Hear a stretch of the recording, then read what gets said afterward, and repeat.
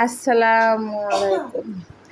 দুটো হাঁস কিনছিলাম, সেই হাঁস দুটো পরিষ্কার করতে যেয়ে আমাদের দুই বোনের মোটামুটি কষ্টের শেষ নেই। এই কোনো মতে পরিষ্কার করে রাখছে, একে আবার পরিষ্কার করে ঠেলে এই যে কেটে ঠেটে ধুয়ে নিলাম। এখন রান্না করব, প্রেশার কুকারে দেবো, কারণ কাটার সময় বুঝতে পারছি হাঁসের অবস্থা কী। হাঁসটা যে অতি শক্ত সেটা বুঝতে পারছি। আর যেহেতু বাচ্চা কাচ্চা দিয়ে রান্না করা, সেহেতু ছাদে যেয়ে আর আজকে বৃষ্টিতে রান্না করা যাবে না, কারণ বাচ্চারা বৃষ্টিতে ছাদে চলে যাবে।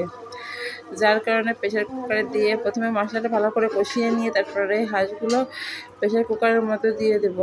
আলুটা কেটেই রাখছি আগে থেকে, কারণ প্রেশার কুকারে রান্না করতে বেশি টাইম লাগবে না, একবারেই গোছ করে নিলাম। এবার প্রেশার কুকারে সিজ দিতে দিয়ে এদিকে আপনার মাছটা ভালো করে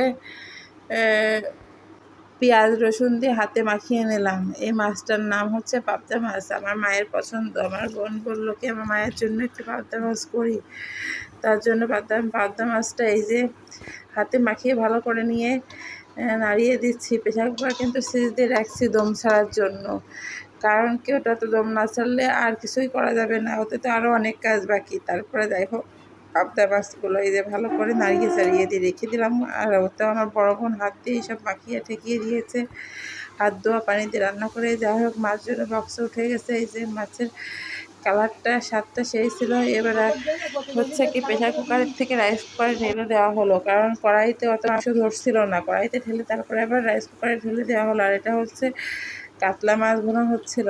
এই যে রাইস কুকারে হচ্ছে হাঁসটা, আর কাতলা মাছটা হচ্ছে আমাদের জন্য ভুনা হচ্ছিল, আর পাবদা মাছটা আমার মায়ের জন্য। যাই হোক, গরম মশলার গুঁড়া টুড়া সব দিয়ে দেওয়া হচ্ছে।